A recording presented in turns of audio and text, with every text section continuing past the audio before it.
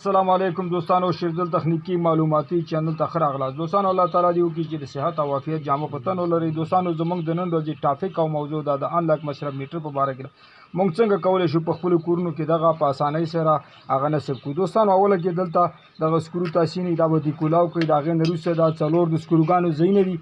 دغه ځایونه چې تاسې څه خالق له دوستانو نو اول او دریم ته تاسې انپوټ پاور سپلای ورکولی شئ او دویم او څلورم ته د دې نه آوټپوټ پاور سپلای کور ته ورکولی شئ. نو راځو دوستانو د دې عملي طریقې ته که دغه مصرف میټر انلاک میټر وي یا ډیجیټل مصرف میټر وي، د دغې اول او دریم چې دی دلته انپوټ کنیکشن راغلی او دویم او څلورم دلته د آوټپوټ.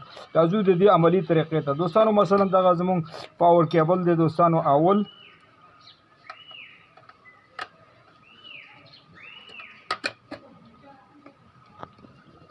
او دریم ته دوستانو موږ پاور ورکو. دوستانو اول کوم چې دی هغه فاز تار راځي او دا دریم ته چې راځي هغې ته نیټرل یا کامن تار راځي. دوستانو بیا چې موږ کور ته پاور سپلای ورکو، مطلب دا ګروپ موږ ورته نصب کوو. ګورو دوستانو دغه سکروګان دغه به ډیله کوي، بیا ته به یې ښه ټیټ کوي. د هغې نه وروسته دوستانو تاسې په څلورم او دویم کې تاسې آوټپوټ پاور سپلای چې کور ته ورکوي په دغه طریقې تاسې ورکولی شئ. دوستانو کله چې دا کمپلیټ شو د هغې نه وروسته پرې تاسې دا کور دغه سکرو دغه پرې ټیټ کوي.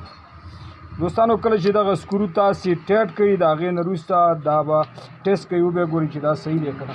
موږ سره دوستانو دلته AC پاور دی، موږ دا دې ته ورکو. ګوره دوستانو ګروپ ولګېدو، دلته یو اشاره لګېدلې د هغه په ډیجیټل ملټي میټر کې وي او انلاک مصرف میټر کې وي. دغه هغه پړقېږي او هغه روښانه کېږي او تاسې ته هغه د برق جریان ښیي چې مطلب د دې نه برق. نو په دې طریقه دوستانو تاسې کولی شئ خپل مصرف میټر هغه په خپلو کورونو کې نصب کړئ. زموږ ویډیو همدومره وه. توجه نه مو یو جهان من. السلام علیکم.